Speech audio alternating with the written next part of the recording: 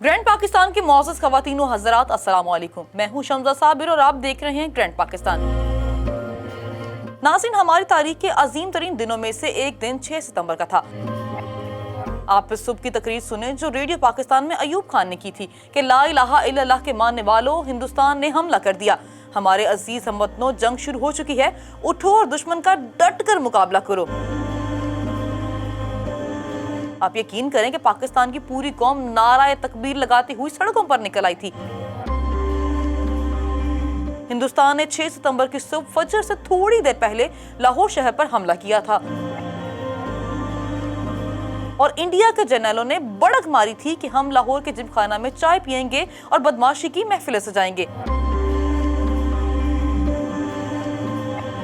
आप दुश्मन की ताकत का अंदाजा लगाएं कि इंडिया पाकिस्तान से 6 गुना बड़ा है, आर्मी के लिहाज से भी और असल में भी। इंडिया के एक हमले में 500 टैंक इस्तेमाल किए जाते थे। लाहौर के बाद जब सियालकोट सेक्टर पर हमला किया गया तो इसमें भी इंडिया ने 500 टैंक का इस्तेमाल किया। पाकिस्तान के ऊपर अचानक से हमला हुआ। आप यकीन करें, everyone was shocked and Pakistan was called by surprise.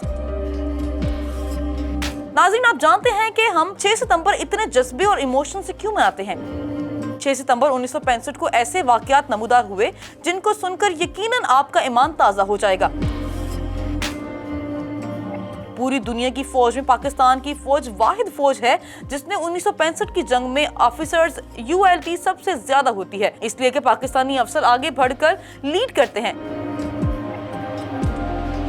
नाज़रीन, पाकिस्तान के पास एक एक्स्ट्रा मटेरियल भी था जिसका नाम गासी था और इस सबमरीन ने समुद्र के अंदर दुश्मन का नाका बंद किया हुआ था। इंडिया में इतनी हिम्मत नहीं थी कि समुद्र के अंदर हमारी हदूद क्रॉस कर सकता। जब सियालकोट में जंग शुरू हुई तो एक सेक्टर में तोपों की जरूरत पड़ी। इस सेक्टर पर फ्रंट लाइन पर पैदल फौजी थे जिन पर टैंकों का दबाव बहुत ज्यादा था और हमारी तोपों की आखिरी हद से भी ज्यादा 3 से 4 किलोमीटर तक के आगे दुश्मन के टैंकों की फौज खड़ी थी और फ्रंट लाइन सोल्जर से मदद मांगने के बाद हिसाब लगाया गया तो हमारी तोपों के गोले उनके टैंकों की तरफ पहुंच नहीं पा रहे थे और सूरत हाल ये थी कि अगर फ्रंट लाइन के फौजियों को मदद ना दी जाती तो सियालकोट के इस पूरे शहर पर दुश्मन कब्जा कर लेता। नाज़रीन, जब किसी तोप से गोला फायर किया जाता है तो वो अपनी आखिरी हद तक पहुंचने के लिए 2 से 3 मिनट लेता है।